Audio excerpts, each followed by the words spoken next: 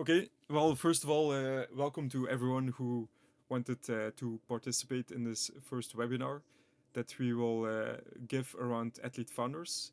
So, for the first topic, we will do multiple webinars over the next coming weeks related to what we learn about athlete founders, how athletes become entrepreneurs. And today, together with my co founder Niklas, we will present the first topic. We thought about like, okay, what is the right topic to kick off this webinar series, and it's actually related to the first one of the most important first decisions you have to make as an elite athlete is to think about, okay, what kind of entrepreneurial structure do I want to organize my role around, because it's more important to start thinking about this than start thinking about your ID. And we will explain as well throughout this webinar why this is so important to consider this as your first decision that you really have to make, because it will help you a lot to actually get started and to be more efficient as an entrepreneur. So our agenda for today, we will start with an introduction on the company Athlete Founders. It's a very brief overview. Who are we? Why did we started this? Then we will zoom in on how do we define athlete founder? What is an athlete founder? How can we really define this well? Third, we will also look into briefly what are the key attributes of an elite athlete that could also translate to being a successful entrepreneur.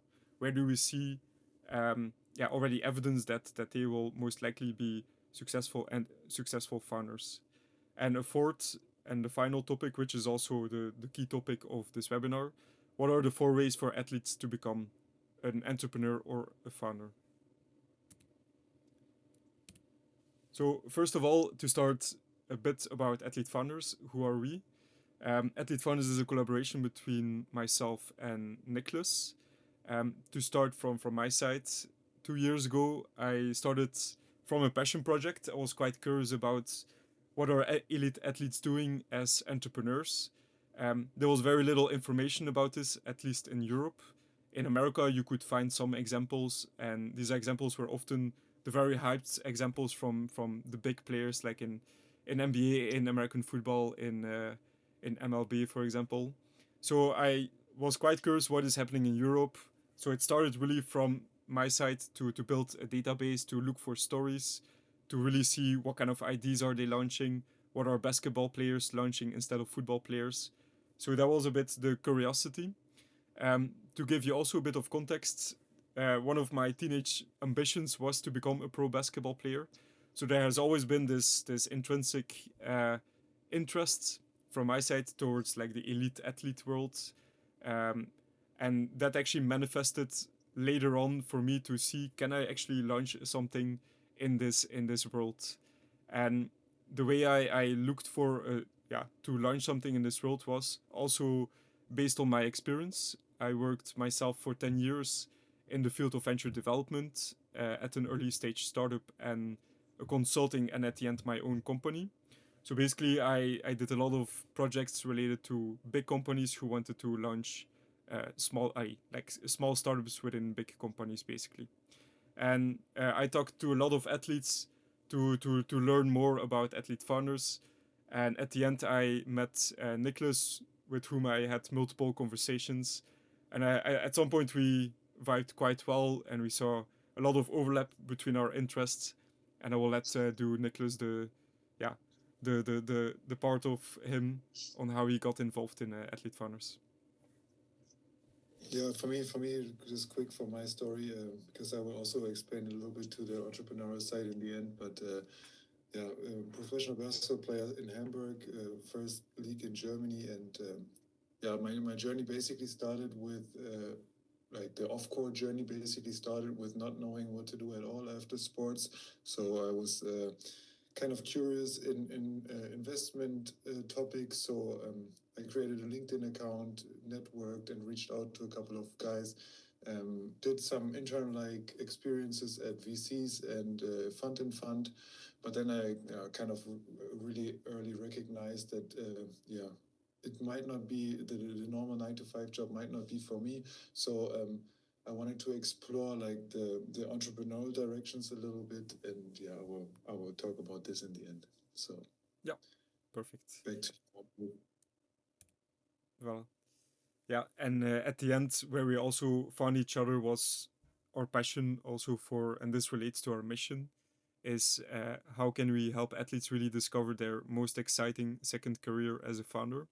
And why we say this, the most exciting is what we see in reality is a lot of athletes, elite athletes, who are curious about entrepreneurship. They have potentially an ID, but more often, what you see as well is that they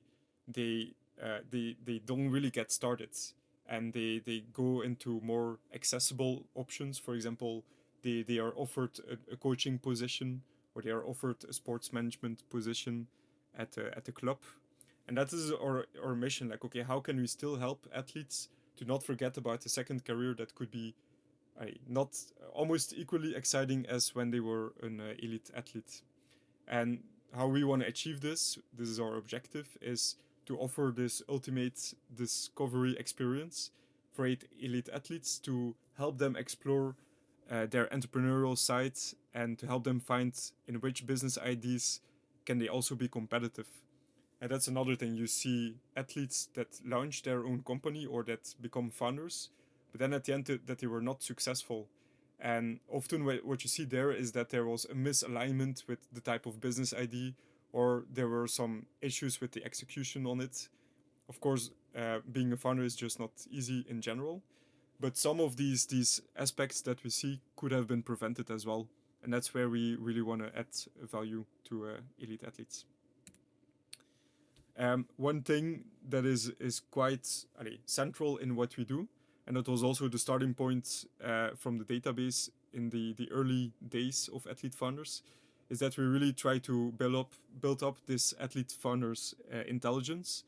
And what we mean with that is that we try to learn as much as we can from existing stories. So, how many athletes can we see within basketball that became entrepreneurs? What can we learn from the business ideas? Who is more successful and why?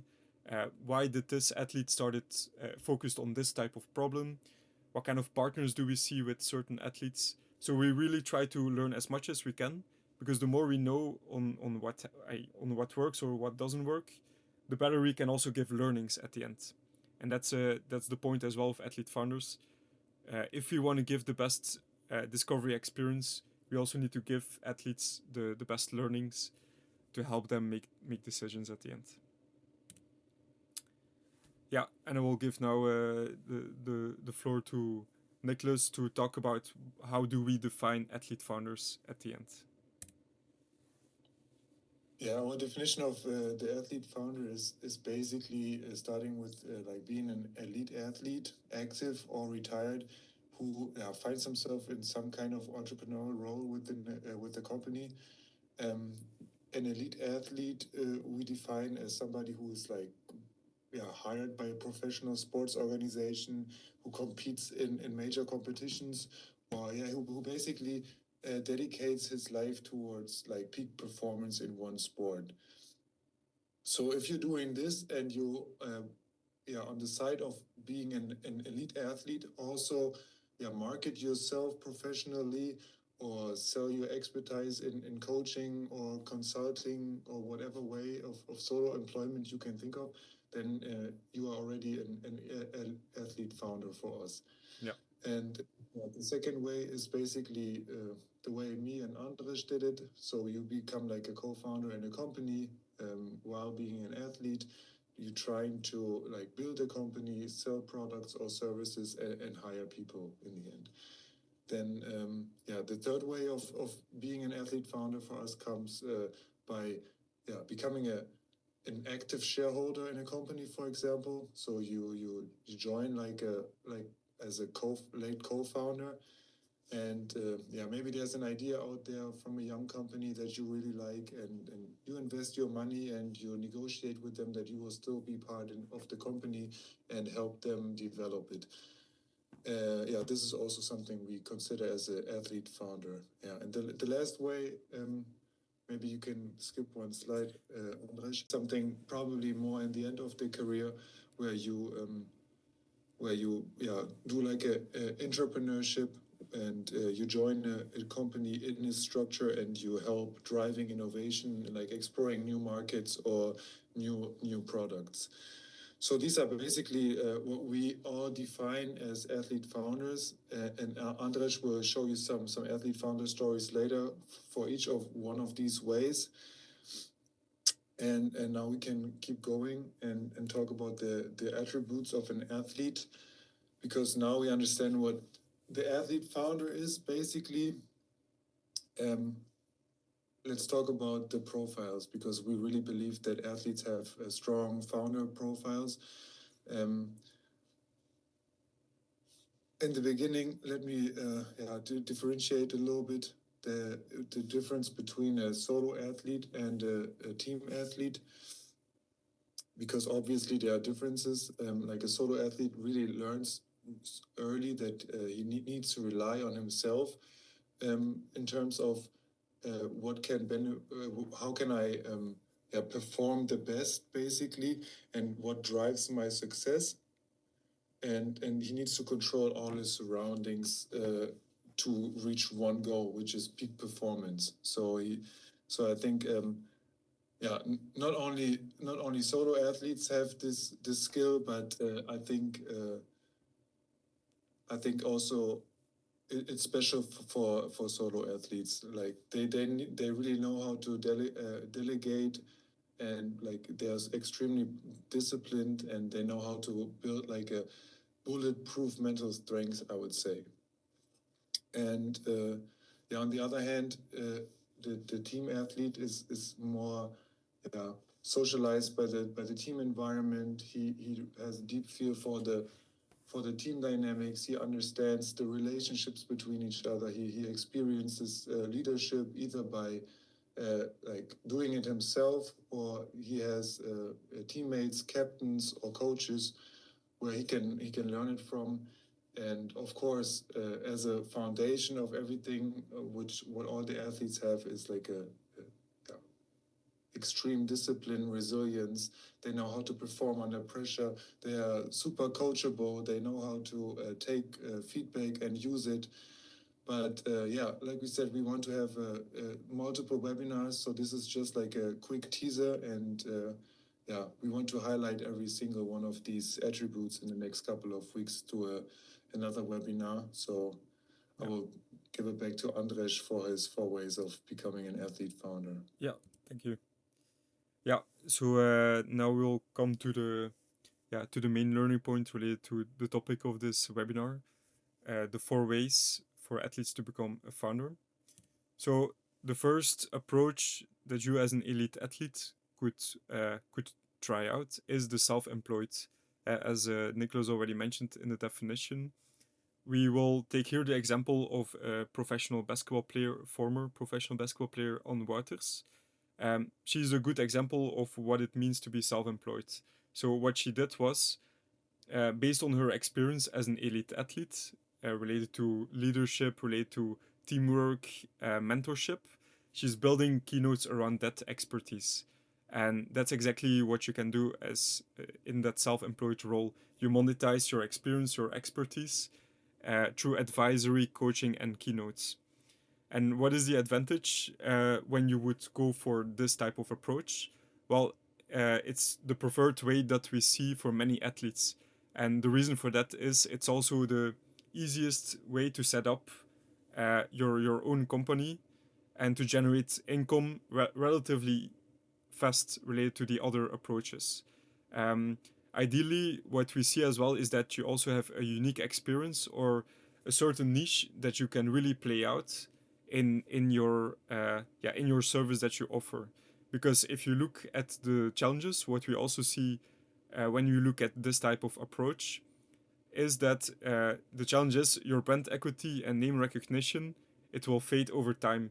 So in the case of Anne Wouters, she has been retired for a few years now, but she knows as well, okay, in the next 5 years, my brand name at some point will reduce a little bit compared to someone who just won the Olympics and is also giving keynotes. So you constantly have to compete with others that have a higher brand equity. And at the same time, since it's more accessible for a lot of athletes to do this, to monetize your experience, there's a lot of athletes that also offer the same type of keynotes. So here, if you really want to be sustainable, you also have to find your niche very well, but also think about, okay, how can I continuously develop myself over the years, where you don't you don't experience the risk where there's less demand for your services because your name is getting less well known. And that's at least what we recommend as well if you would go for this role, that you also prepare to be competitive in the future. The second approach is company co-founder. So in this case, we will take the example of Julien Janet. He's a former pro rugby player from France, and he launched his own company in which they launched a smart football. Um, so, like Niklas also mentioned, the company co-founder, that's basically someone who builds a company from scratch together with co-founders, and in which they will also hire a team or grow a team over time. And in the case of Julien Janet, his advantage in this role is that he had full creative freedom. So as an athlete, he experienced a lot of issues with measuring his calories as part of his diet as an athlete. So he was like, okay, I can actually find a solution for this, and I can build a company around this. So he had the full creative freedom to build something related to his own experience. Um, this is really ideal for elite athletes that are seeking for a new challenge that will really push them on what they could achieve. This is this role is by far the most hardest, but it's also the most rewarding bet at the end if you're able to succeed at the end in this role. The challenges are also very obvious in this role. You bear a lot of risk. You're most likely not have a stable income in the early stages, and it will demand a total commitment, which means as well your work-life balance will come under pressure. So that's an important thing as well that you have to consider. There are ways to de-risk these initial steps, but at least it's important for elite athletes also to be aware if they go for this approach that it comes with a lot of chaos and uncertainty at the end. The third approach, this is a good approach if you're very interested in getting involved with startups and to launch exciting products, but you don't want to start it from scratch. Then this approach is ideal to you. We call it the active shareholder. And if we look at the example of Chris Froome, the former pro cyclist, this is actually news from today that I saw on LinkedIn, but he joined as an active shareholder in an existing company called Vecta, which is also very early stage, and he joined as an investor, but also as a chief innovation officer. So he's getting a very exciting role in an early stage startup, in which he also has a lot of freedom to build a product based on his own experience. And if you look at the advantage in this role, you have a bit more stability than starting from scratch. So in the case of Chris, he joins a company that already has a product, that already has the first customers, that might already have a first funding round. So there's more stability compared to starting something from scratch. And you still have the excitement of building an early stage startup where you're actually part owner of. The challenges in this role is you have slightly less creative freedom compared to if this would be your company from scratch. Yet this also depends on the person. For some people, this is not a big need, and then we really recommend this type of role. Another challenge that is important here is you are investing in a startup.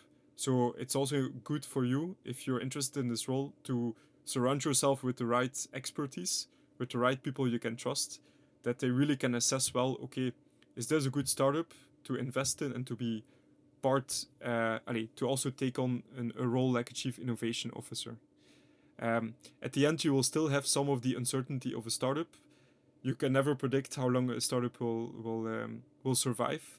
So that's also one thing. If you take on this role, be aware as well of the uncertainty that comes with it. And then the final approach, number 4, is the entrepreneur. The entrepreneur, we would consider it to be the ideal role or approach in case you really want to have a lot of stability, you really want to have you really want to have a healthy life work balance, then this is a good way or a way that we recommend to elite athletes to focus on. In this case, we take the example of Felix de Nayer. He's an elite field hockey player, and a few months ago, he became a chief of staff to the CEO for a tech startup. So, chief of staff role is basically you're the right hand of a CEO, and in this case, it was for a startup.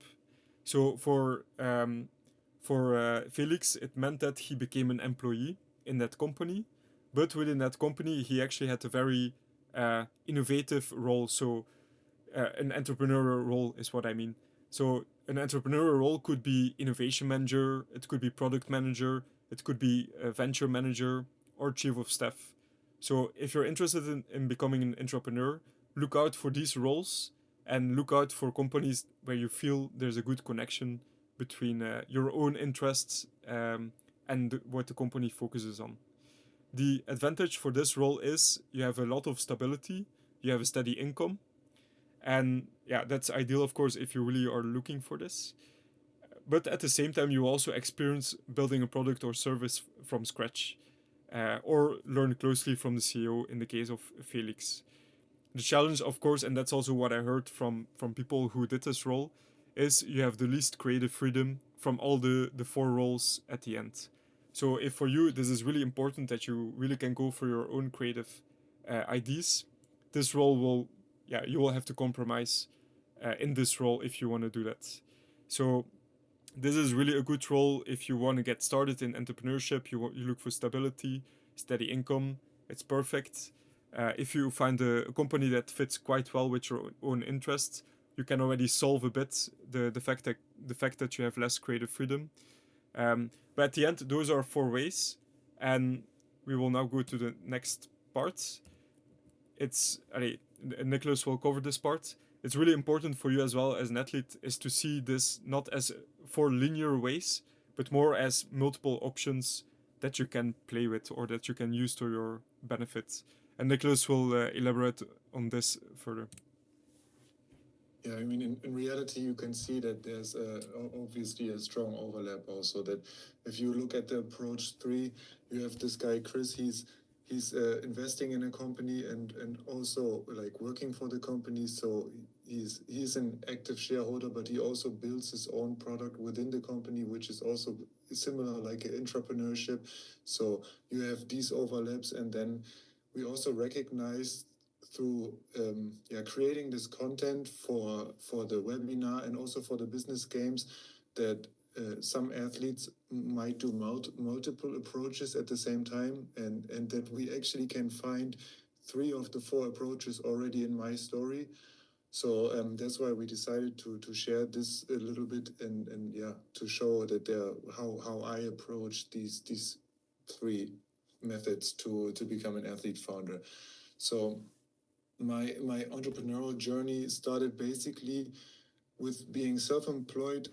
I kind of marketed myself a little bit for brands. I collaborated with some of them, and then I kind of recognized that there's not a lot of athletes in basketball doing the same thing, and I wasn't even a player with a amazing reach. So I started doing this for a couple of my teammates and friends I knew from the sports. But I had to recognize that after a couple of offers we had, more than 3 or 4 guys I cannot do by myself on the side. So I always kept it rather small, only for 3 or 4 guys, and try to look for somebody I can co-found this basically with, who's like taking over more the operational part. And it took me 3 years until now to find partners in this, and now I'm really excited to launch this in the next couple of weeks, so we can help athletes be on social media and create content a little bit more professional. And yeah, while I was still looking for co-founders for this, I got curious about the basketball management side, and I took the opportunity to become a shareholder in a third division basketball team in Germany. This gave me a lot of operational experience, more than I expected in the beginning, but it was super interesting to look behind the scenes and to gain some experience in building a team, also calculating the budgets, and lastly, also some fundraising in the end, because you need to talk to sponsors and you need to try to get them on board, which I would say it's a little bit similar to fundraising as a startup founder. This was the second role as a active shareholder, and now, like we explained already, the third one, if becoming a co-founder in a company, is when Andres approached me to collect my stories basically for his database, and we collaborated, and we came together with this idea, and we have the plan to make this bigger and to build a company with this.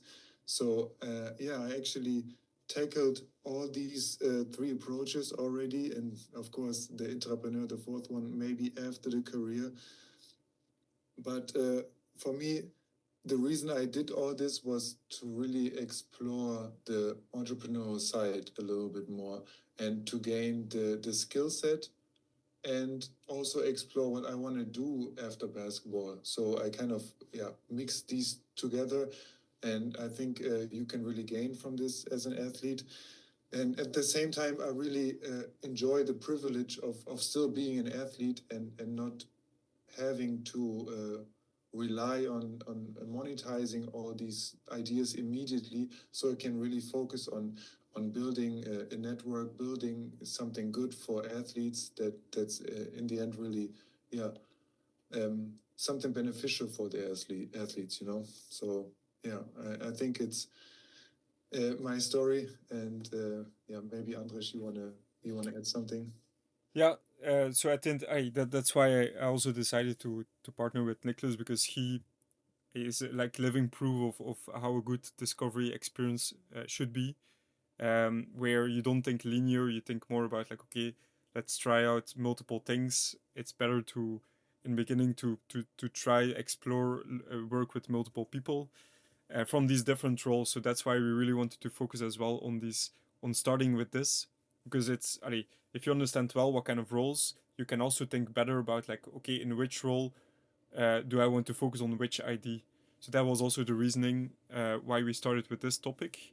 Now, as we said, this is a series of webinars. So for the next topic, which will happen in 2 weeks, we will zoom in more on the attributes of athletes and why they are why they are potentially good entrepreneurs, but also what is stopping them at the end. Why do we see that many of them at the end don't take that step, or is stopping them basically? And we will continue like this with other webinars where we'll zoom in more and more. But at least now you see that we got started with this first webinar where we really focused on what is the first critical question that you should ask yourself if you're interested to become an entrepreneur. So I hope this was interesting for everyone. And if people have questions, please ask us now or send us later. We